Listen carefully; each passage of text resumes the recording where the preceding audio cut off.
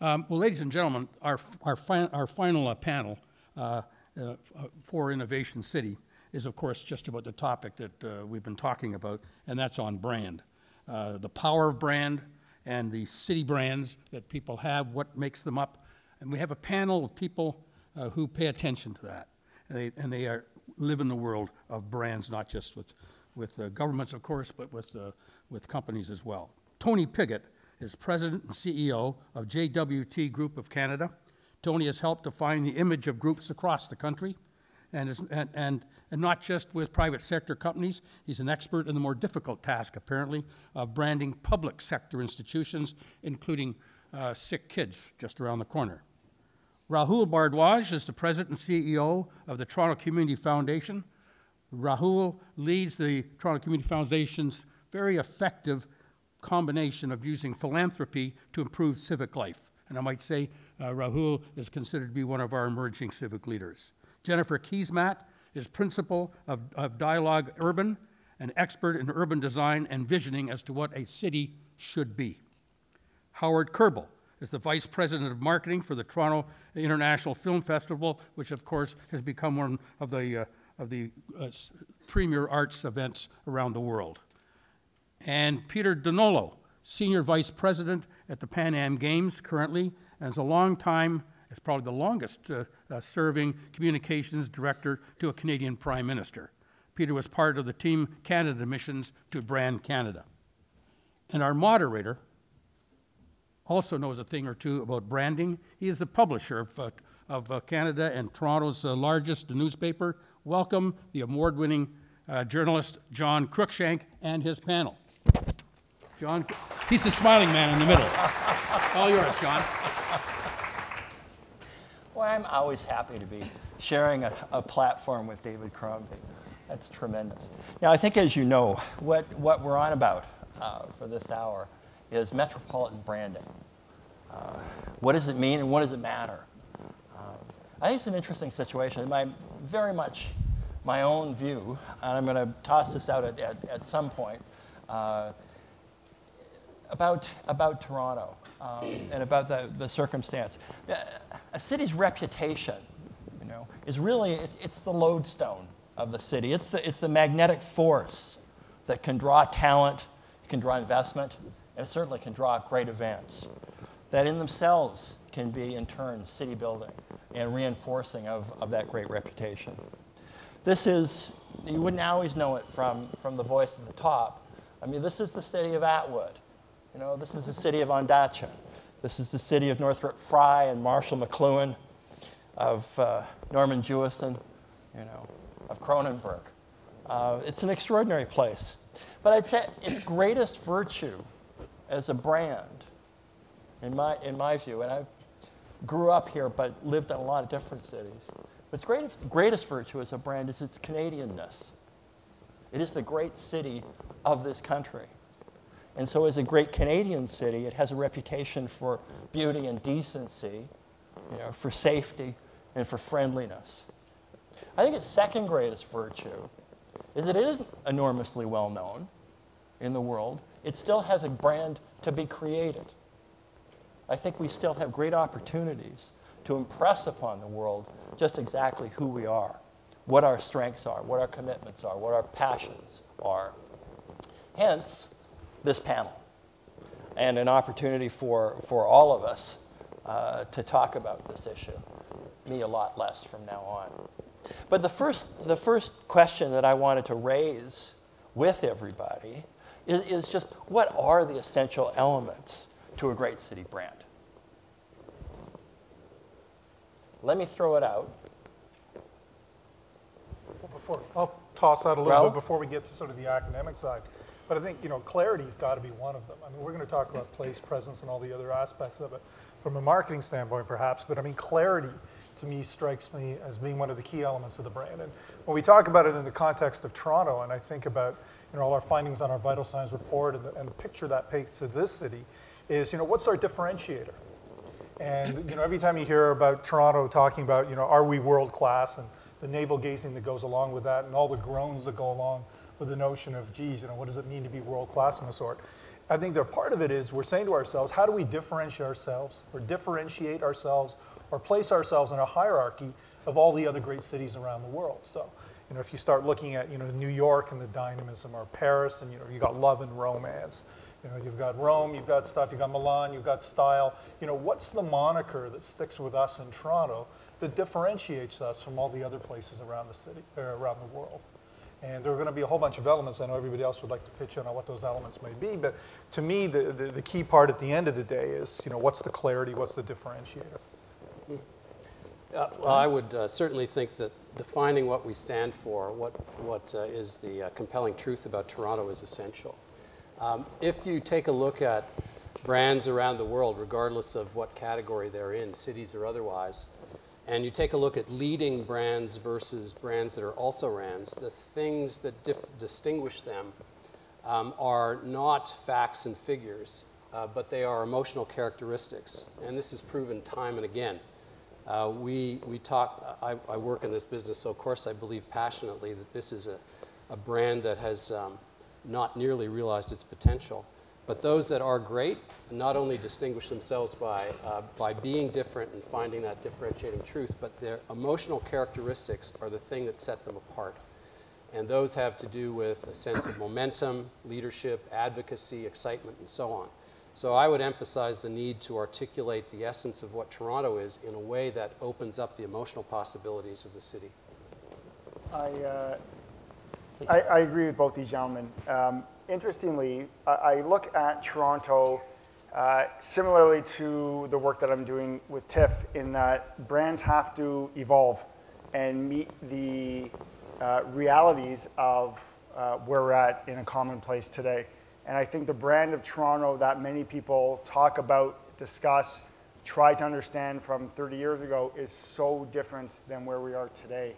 And I'm not sure we have that clear, concise vision as a city for how it is that we want to put out our collective brand. And I find it fascinating because as brands evolve and thinking evolves, and just in our city, from the amount of different cultures and backgrounds that have come into this city over the last 20 years, this city's brand is, I think, perfect time for molding into a way that we can get a collective agreement on what it is we want people to think of us and how we think of ourselves.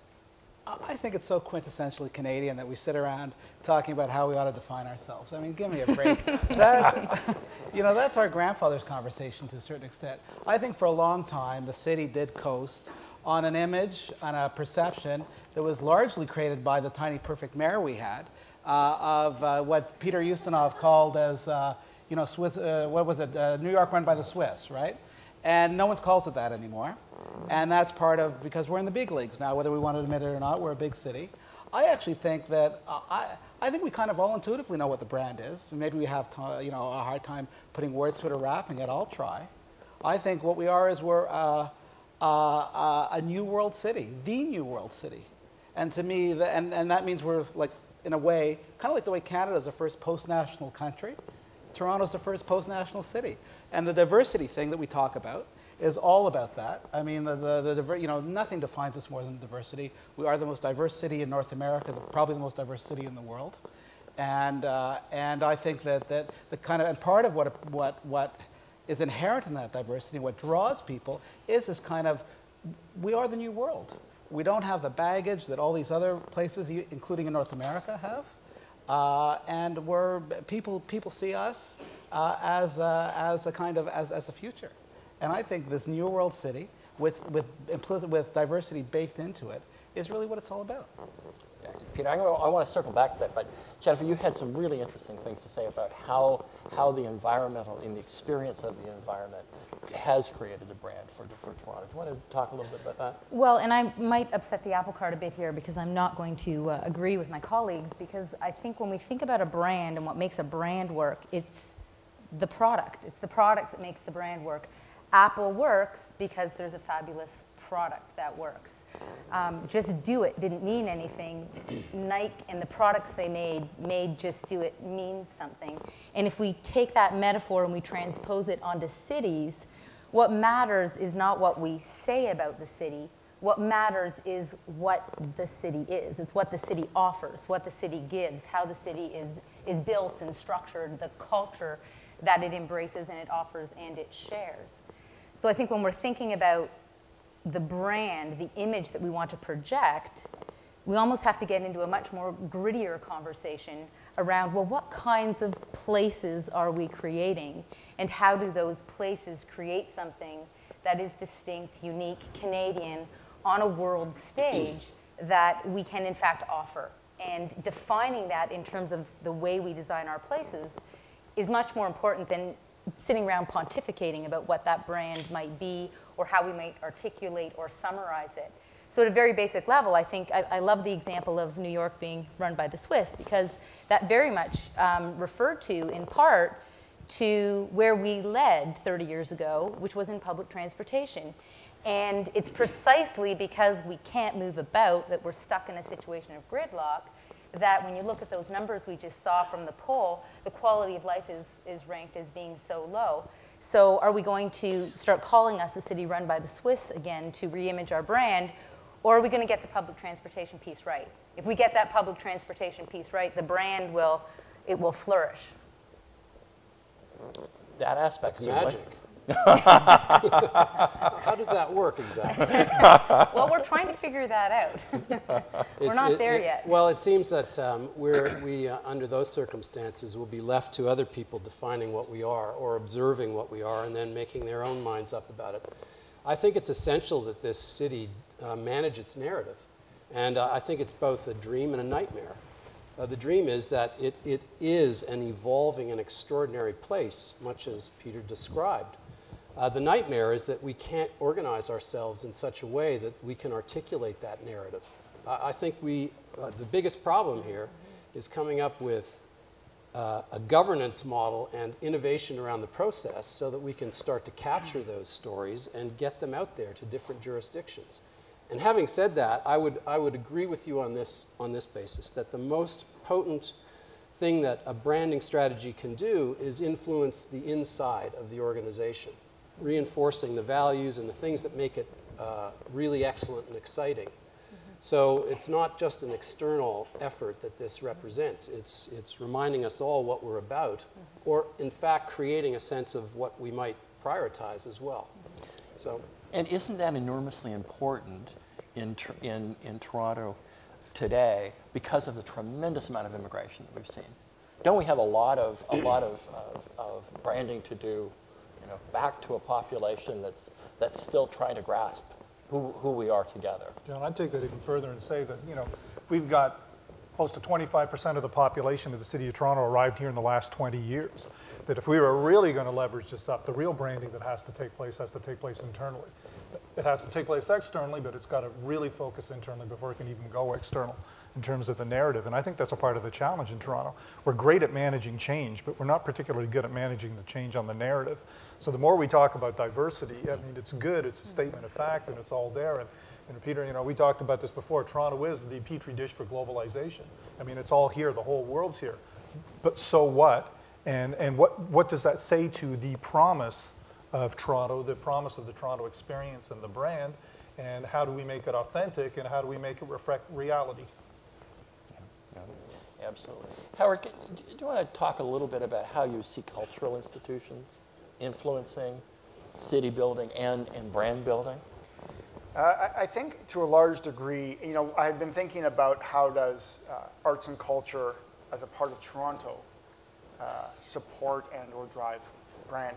And just to take a step back, which we can circle back to as well, is understanding the purpose of why establishing this narrative is important. It doesn't really matter as a exercise in, as you had mentioned, it's very Canadian of us to sit around and talk about it. That doesn't really matter.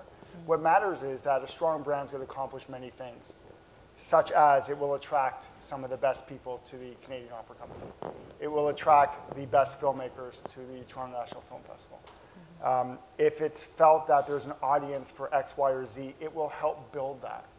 And I think in arts and culture, it's very key because from a outsider looking in, it's easier for someone to wrap their head around, I want to go see this, this, and this because they can relate to it. But that's not less important than having a good brand to attract the best academia. So, my passion about Toronto as a brand is really because it will help us evolve on an ongoing basis.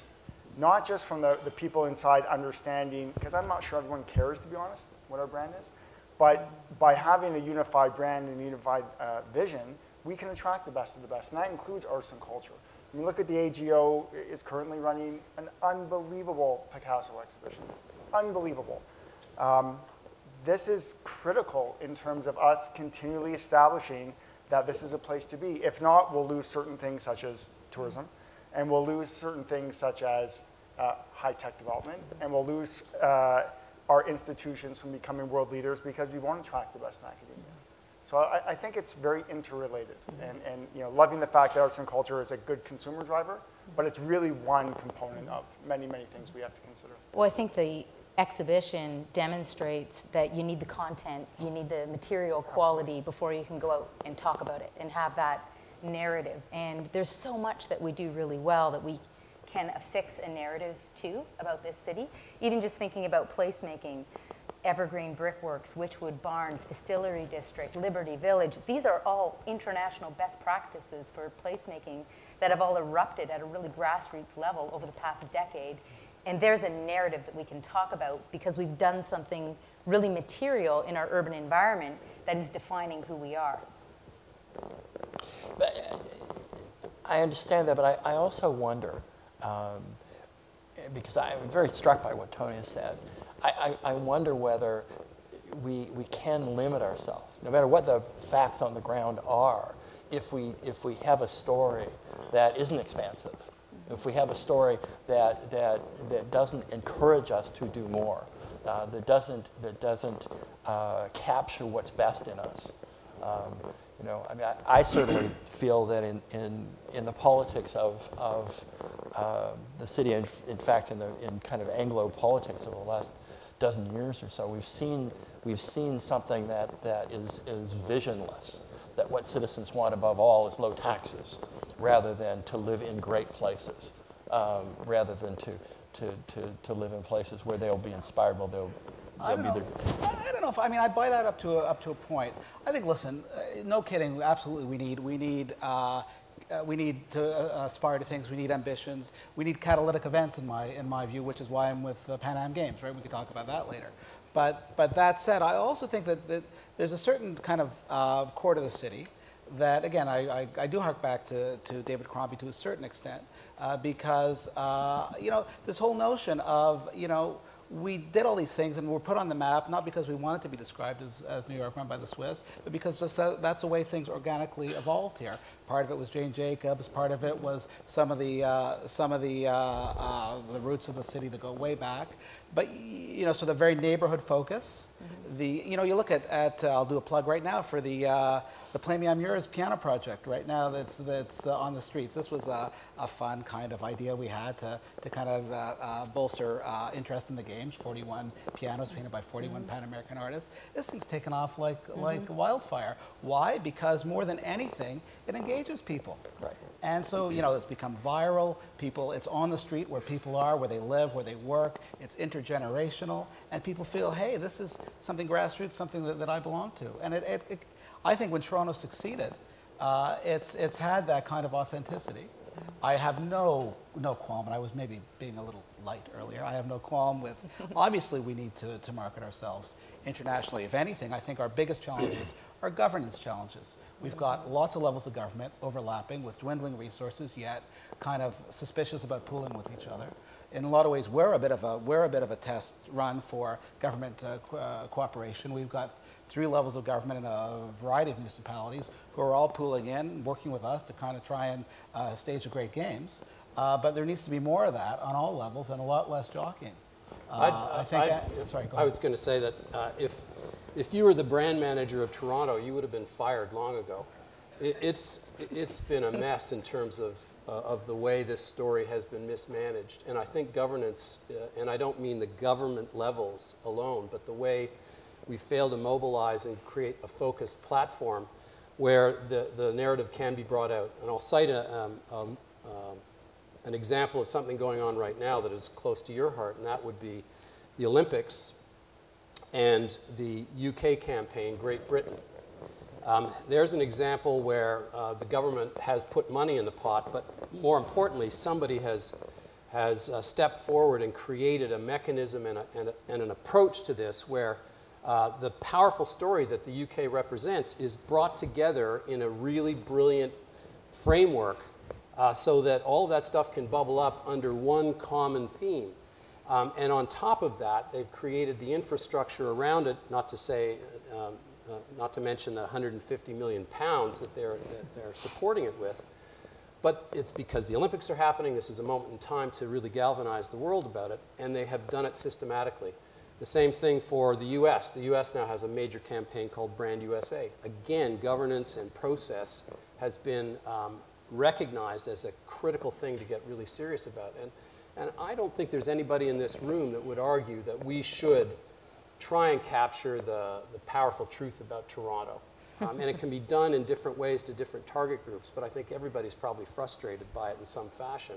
I think the issue is organizational. Can I pick up on that point just Please. a little bit? Because I think that the mega event concept's important, the Olympics in particular, and they're a fantastic platform to really communicate the brand. But my own view on this, and this goes back to the Olympic bid days, they're nothing more than that, though. They are not the brand themselves. It's a point in time, and my own view on brand is this takes a long time to build. And just look what happened in Beijing even in 2008. You know, they had apparently, a huge brand process underway, a very systematic one, professionals taking through, well-resourced, et cetera. And at the end of the day, they spouted out all of these brand slogans, et cetera, to the rest of the world.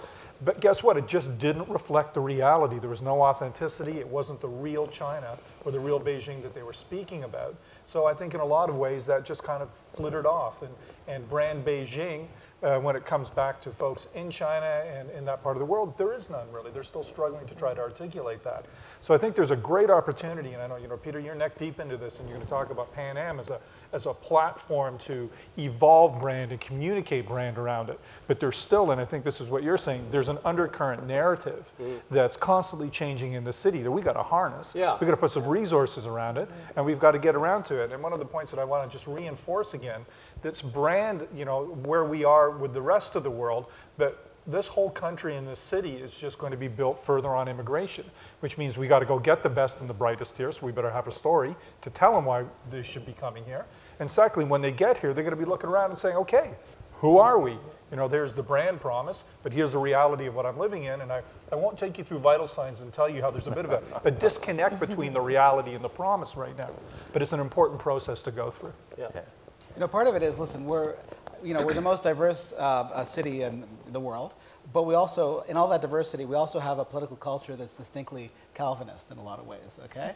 So there's and I've worked in government, I've worked with all three levels of government at different stages, and I know that there's and especially now, there's a complete risk aversion in government generically. It's not picking out any particular government. I think anyone in the room who's worked with government or public institutions knows this. So the real problem is that there's a real problem in terms of furthering this, is that there's an aversion to taking risk, and therefore, in a lot of cases, the easiest thing for a public servant or a politician to do is to do nothing, which of course is in many cases, as we've seen, the biggest risk of all, because stuff doesn't happen and you fall behind as opposed to moving ahead. And so I think, the UK has been masterful in branding the Olympic opportunity. I agree with what Rahul says, that it's not just it's got to taste good as well as look good, and I think that's true. But if we get back to what are the 4 or 5 things that define Toronto, I have, I actually feel that in a lot of ways the public might not be happy with various governments, with various leaders, but they don't feel they're the problem. They don't feel that basically the values or the lives they live are the problem. They may feel the governments don't represent or reflect them well, or don't have the same priorities. But I think that actually people are pretty confident about who they are and what their city is. Yeah, I agree, and I think you're basically saying that we'd have to get this done despite the government, and which I think is a truism to this extent. Someone once said that Canadians are the only people in the world who take moderation to an extreme. And I think that when you think of telling our story, we need to escape that trap. We need to tell it with real confidence.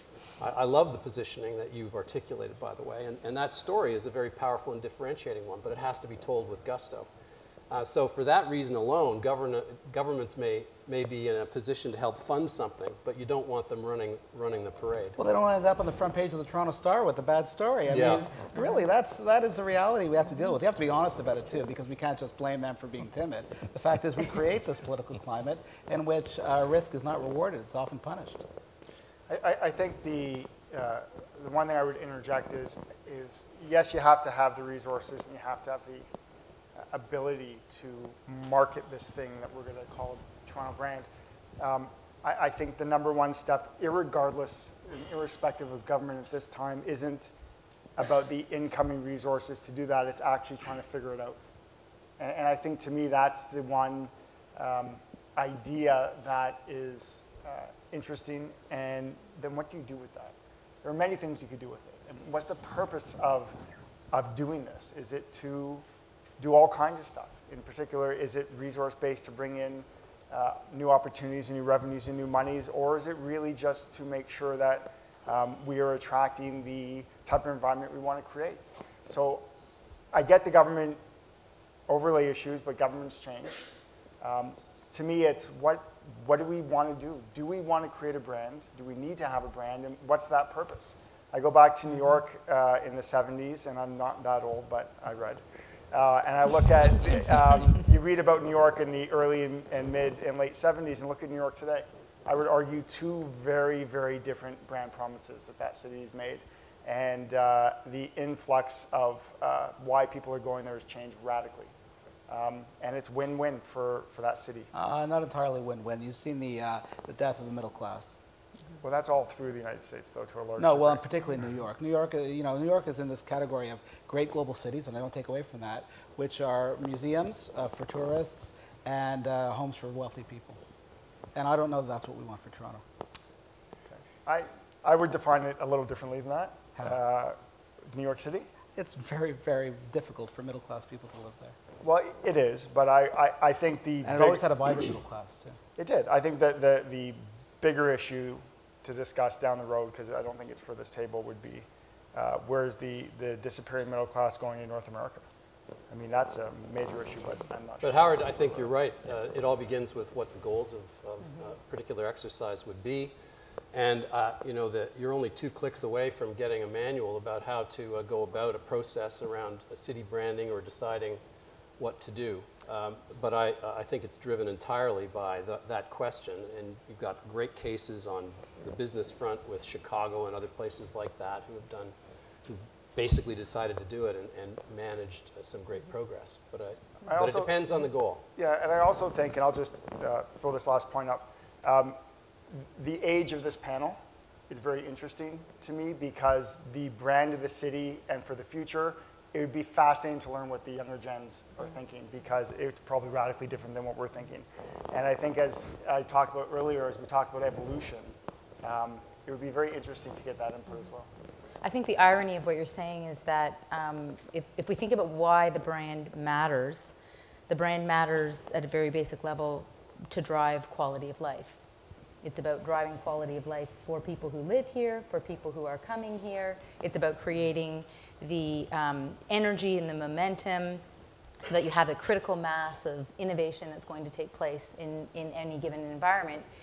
And the irony is that there's an alignment of interests across municipal governments, not-for-profit organizations, businesses. There's a complete alignment in meeting that quality of life objective, which makes it ironic that we can't seem to get there, to bring it all together. Because everyone's pushing in the same direction, but we're still, for some reason, not bringing together enough momentum to make it happen. And maybe that is the governance problem, that we somehow haven't been able to configure ourselves and arrange ourselves such that our big push actually gets us somewhere.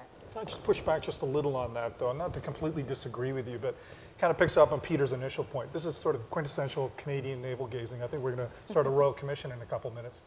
But there's the notion that, you know, that we're unable to grapple with our own brand. So let's ask the next generation to do it, because they may be able to do it. But if we could do it, they're unlikely to do it. But I doubt in Milan they brought together a group to say, hey, how do we brand ourselves as style? Or hey, you know, Paris, romance. Why do we brand ourselves around romance? I hate to disagree with Rahul, but they did do that in Milan. They put together a Twin cities consortium. do in the frequently 1970s. do that. It's a lot less organic than But you what think. I'm actually driving at, though, is, but it's also strategic, though.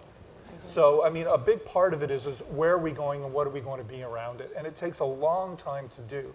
And a part of it is, I think, starting the narrative, continuing the narrative, and building on the narrative. Instead of thinking that there's a moment in time where it starts, there's some sort of civic engagement strategy, and it's over. And we tend to look at it like that, swinging for the fences. Let's have a big event, you know, whether it's the Olympics or whatever the case may be, and that'll be the one that kicks it off. You know, I don't think young people actually are angst-ridden about our identity, or their identity. I think they're angst-ridden about their employment opportunities, which is a different and legitimate issue, and certainly not one confined to Toronto. But I mean, again, look at this Play Me I'm Yours project. Go online, look at the Street Piano site, look at Twitter, look at YouTube, and this stuff is being, I mean, they're turning in, you know, they've seized, the young people seize this. I mean, the people John's age up there, few and far between. I wasn't saying your age. People our age up there, few and far between. This is an example of how young people live their lives in a way that's very unconscious, unself-conscious, I should say, and it's just real. There's no doubt or angst about who they are, what they stand for. They're all, to a certain extent, they're all Richard Floridians, and we're, you know, they more than we are. We're all Richard Floridians now. They even more so. Well, I think I'm going to draw a halt to our the embarrassment that the panel feels about living the examined life that we do. I'm not so sure it's such a bad thing, but nevertheless, I think it's time to invite members of the audience to raise issues. We have a couple of volunteers here who I think are going to swing microphones at you if you raise your hands. Terrific. We've got folks, and you can leave it to the microphone holders to make this happen. Wonderful. Thank you. Thank you. I'm glad you ended it on age, because I'm probably about 20 years younger than all of you, but the Director of Communications... I feel flattered by that, by the way. It's fabulous. But Director of Communications for London Economic Development, so my job is to brand our city and sell it across the world.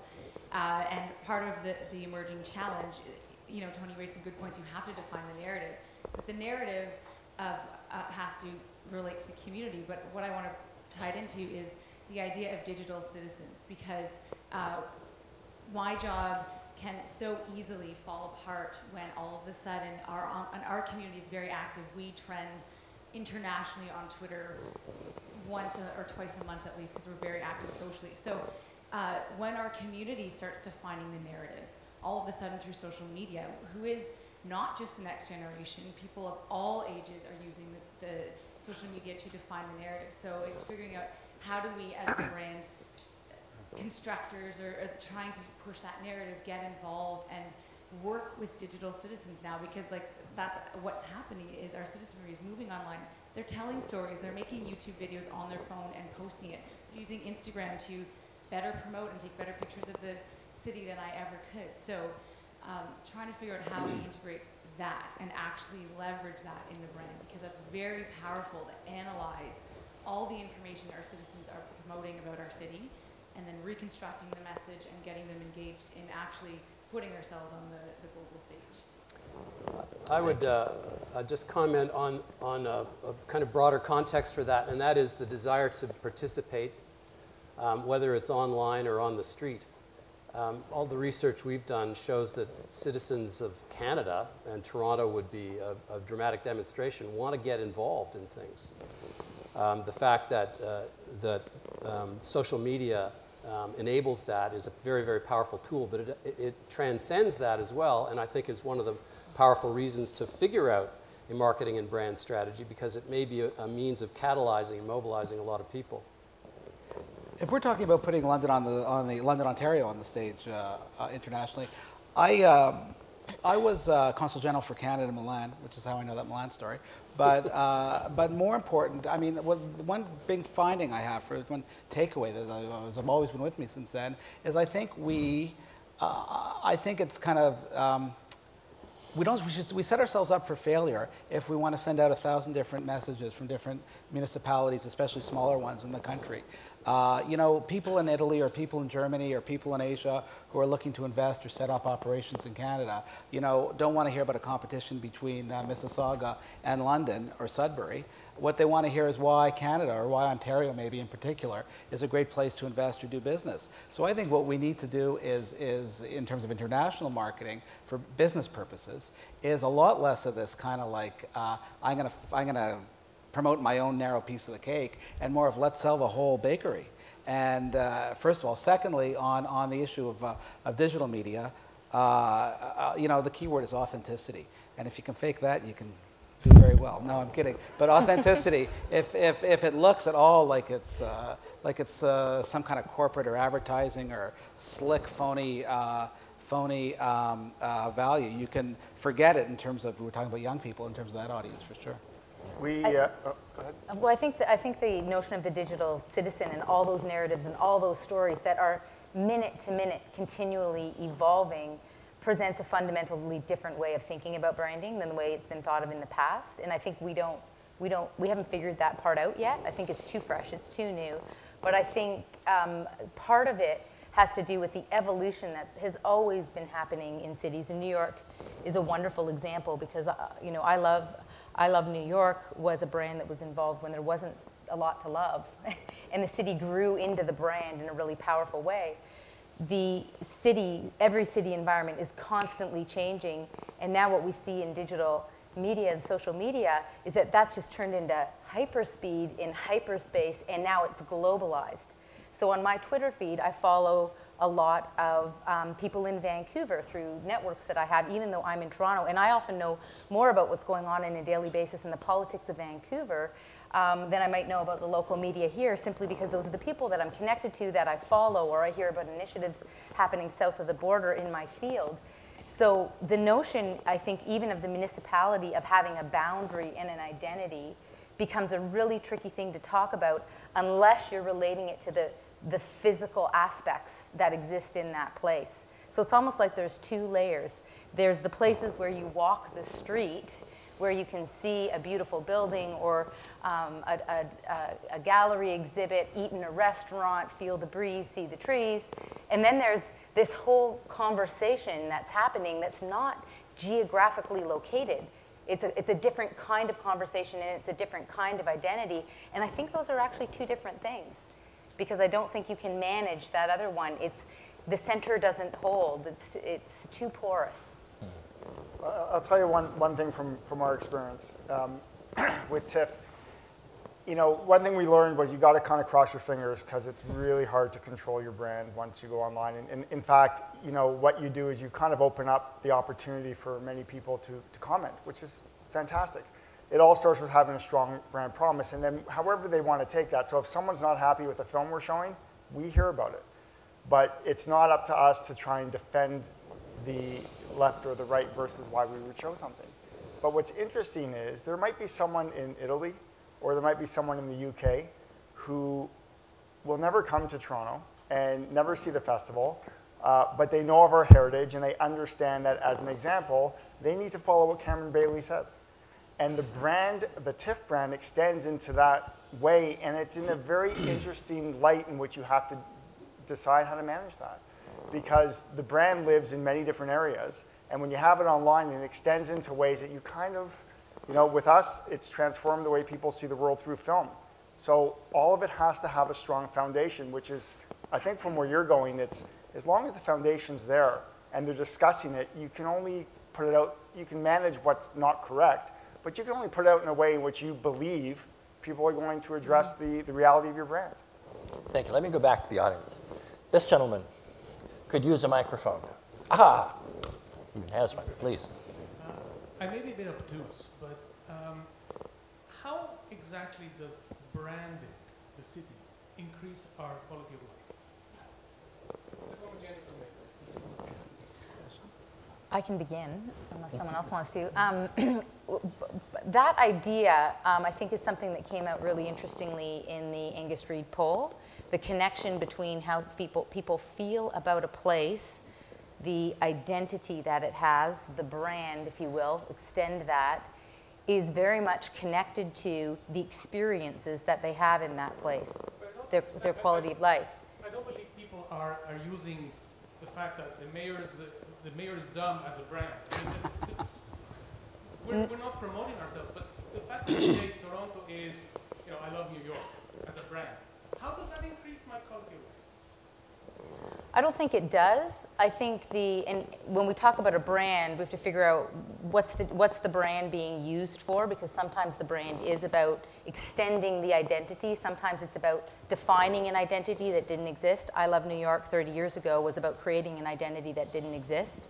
And in some ways, creating the belief within the city that they could become better than they were, which is a direct connection to the transformation of the quality of life in that place. I think it's a weak connection in some places. Sometimes the brand identity, and particularly for some of our other presenters we've had on the panel, Invest Toronto, the brand is about being able to create the belief outside of the city that this is a worthy place to invest your money and has the kind of quality of life that is a driver for investment, where you're going to want to be a part of the community. So I think it operates on a few different levels. And sometimes when we talk about a brand, we're talking about a slogan. And I think the driver behind that brand always needs to be getting to a higher quality of life. At the end of the day, we want to create places where people are going to thrive. And that's how I would define the quality of life. If I may, I think pride has an awful lot to do with the way a city evolves and the sense of what the city is about and your feelings toward that city. Those are also influenced by what you think other people feel about it. It was a strange experience, even a modest one compared to some other places, to go through the SARS thing. I do a lot of work in Haiti, and I can tell you that place struggles with the fact that people think it's a failed state and a place that you wouldn't touch with a barge pole. So I think marketing and a brand and what people think that they're living in is a huge factor for the way we can evolve as a community and as a city, because it gets me committed. Reminds me why I think this is a cool and special place. I think it's really important.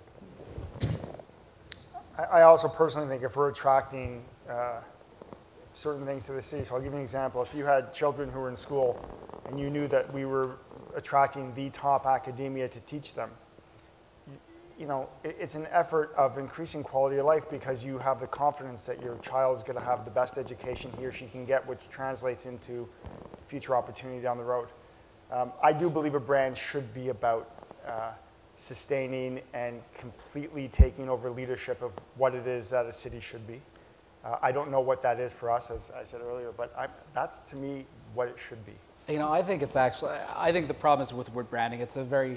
I think a lot of people hear it, and I can see it, I can understand it. They think of it as kind of like marketing gobbledygook, right? And I think really what we're talking about is about reputation, is about self-perception, and reputation does have importance, particularly in a global economy where you want to attract investment, you want to attract people, you want to attract businesses, you want to attract tourists.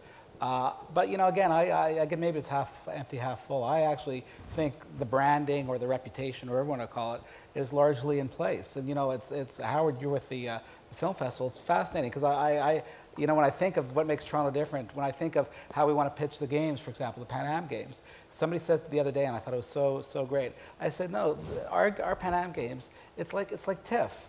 It's like immediately the difference between TIFF and the Cannes Film Festival. And it's not just because there's beaches, right? Because TIFF is up close, it's personal, people mix with the filmmakers, there's vibrancy in the city, people aren't kind of off in yachts or off in private penthouses. It is a very, very, most of the film goers are locals who take in the film festival. So it's everything about Toronto that we don't put words around, that we don't kind of articulate, but I think that we all feel. So I don't think there's an issue with who we are in terms of branding per se. I think we know it. Sometimes it's just about getting the ducks lined up to go out there and spread the message. Sometimes, as in the case of I Love New York, it's just about getting the GRPs, another technical term that's too marketing speak. But really, so I don't see a crisis of direction here. Maybe one of confidence, but I don't think a lot of people share that. Let me go back to the audience. Okay.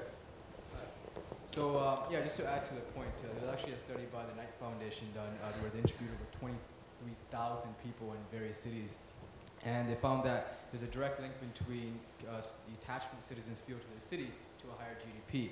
So when people, because the identity of cities are really the extensions of our own personal identities. And when we feel more proud of our cities, we want to work harder and engage with our cities more to make the best and highest that we possibly be, right? So first, most of the talk that we've done here is about marketing and branding.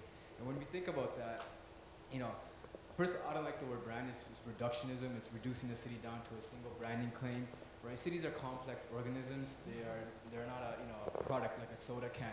You need a fancy logo and a logo, right? They're living, breathing organisms, and they mean different things to different people.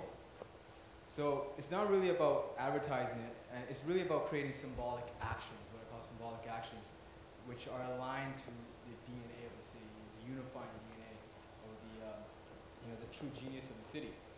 And so it's about creating symbolic actions to make the story stronger, truer, and easier to spread. It's not about saying what the city is, it's about doing what the city is.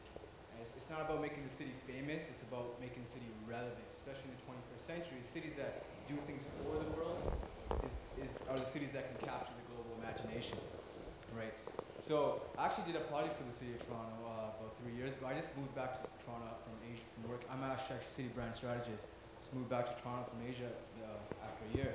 And as I see it, what the true genius of Toronto is really that over the past, I actually have a website, over the past 25 years, Toronto's unmatched globally comprehensive diversity has unknowingly been cultivating a new global mindset and a unique kind of creativity which can only exist in the city.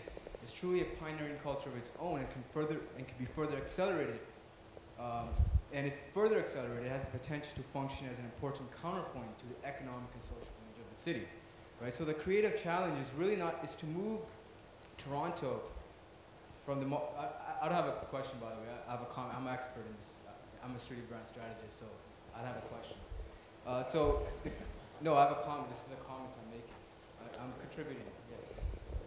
So the creative challenge is to move the city from a multicultural city of fragmented differences to a co-created intercultural city that makes the most of its diversity. And when I say makes the most of its diversity, there's huge amounts of studies that show diversity has massive amounts of contributions to innovation and organization. Matrix Foundation is doing amazing work in diversifying board of directors and leadership positions.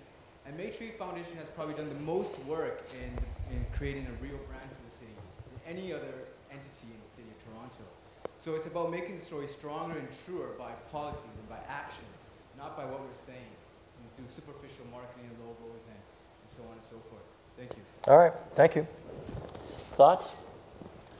Well, I'm glad you raised interculturalism because I think that's a really important part of the opportunity moving forward in terms of the real symbolic actions, to use your words, that can continue to define who we are, because we like to think of ourselves as the city of the world. But we are still pretty siloed culturally, and continuing to create opportunities where we have cultural crossover and integration and a sharing of culture, I think is a really important part of the evolution of being true to that idea of what we really think we are. And until we get there, I think we're going to continue to see some of the challenges we're seeing in the city right now today. I think there's a need for a narrative personally. I also think that as we go forward, it's helpful for us to have a sense of what that brand is to the extent that it reflects our values and it's authentically speaking to who we are and want to be.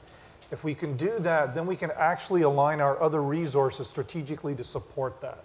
And I think that's important from a competitive standpoint to be a differentiator. And I think that gets us into a space where actually we have some sort of strategic view about who we are and where we want to go to.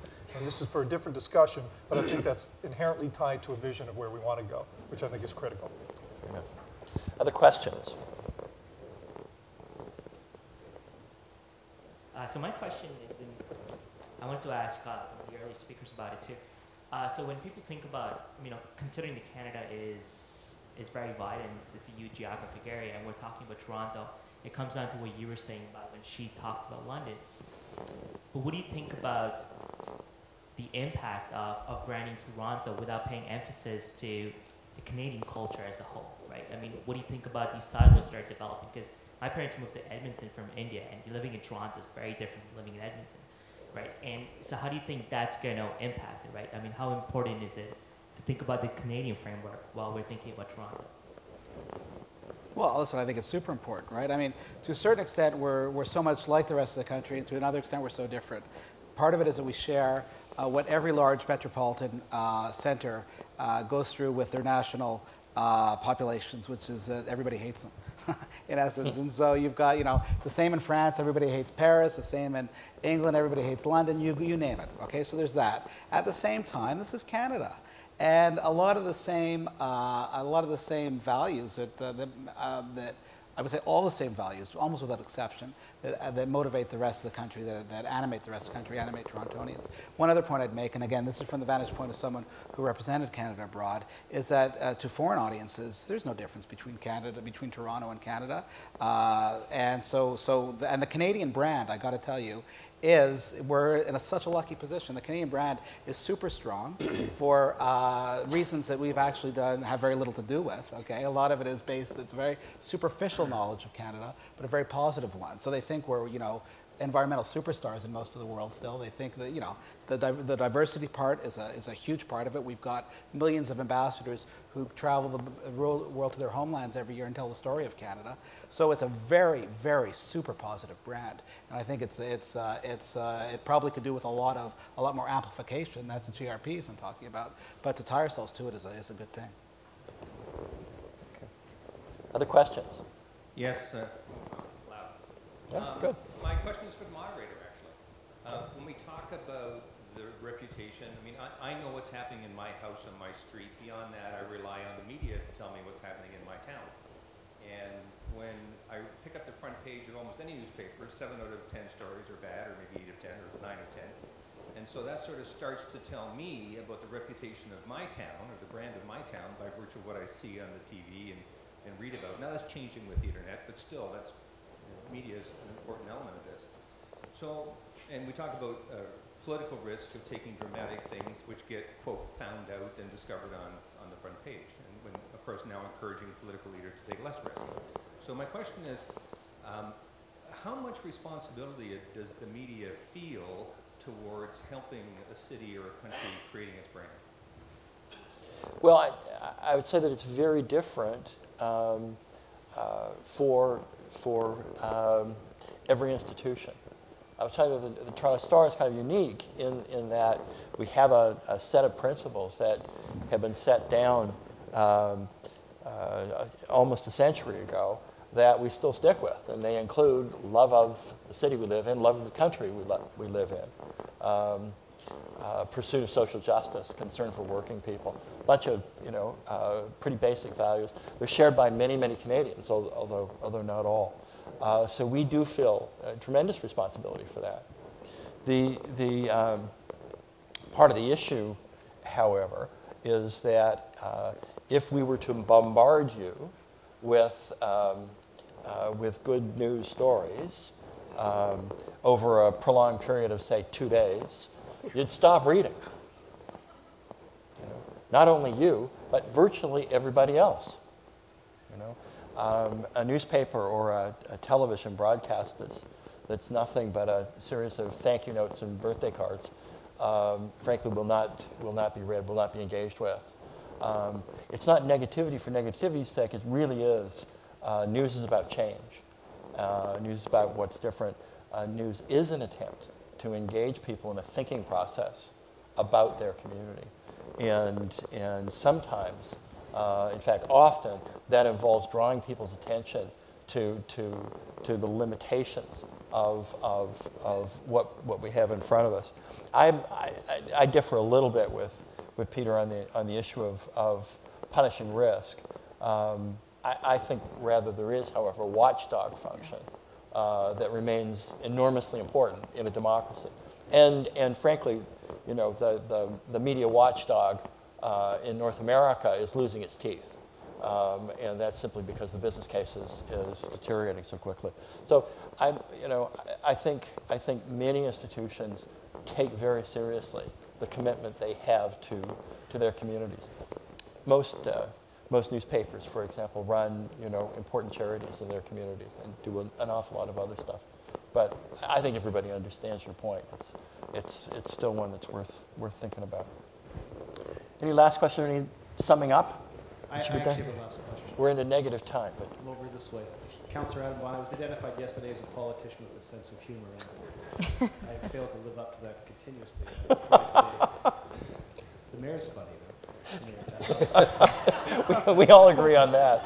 The issue I want to ask is this: as I've been in and out because it's been a rather busy week for a lot of us at City Hall this week with some of the challenges in Toronto. But I've been talking to people that have been present here, been following what I can on the wireless stuff. I haven't heard, as we've talked about environmental strategies, cultural strategies, economic strategies, transportation strategies, all of the challenges, the technological challenges that face us. I haven't heard anybody in the panel say what we need to solve all of those problems is a casino right in the middle of downtown Toronto. and I raise this because if I were to ask you what the common ground and the singular project which governments are now engaged in at pursuing as economic development for Toronto to solve these problems that you've all been identifying and talking about, I bet you couldn't name one that the three levels of government are coordinated on. And yet casinos somehow have managed to get everybody, architectural firms, planners, landowners, governments, public service institutions, everyone's spending a fortune this summer prepping for the casino bid, even though most people in the city don't want it.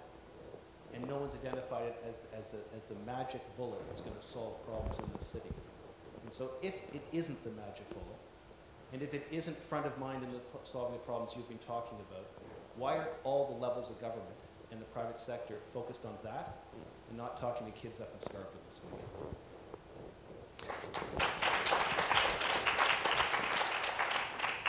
Adam, great question, but as you're the politician and we don't have any politicians on this panel, I think your answers are probably going to be more credible than ours. I've got the high sign. We're into negative time. I want to thank all the panelists for what was such a tremendously interesting chat, and thank you. Thank you.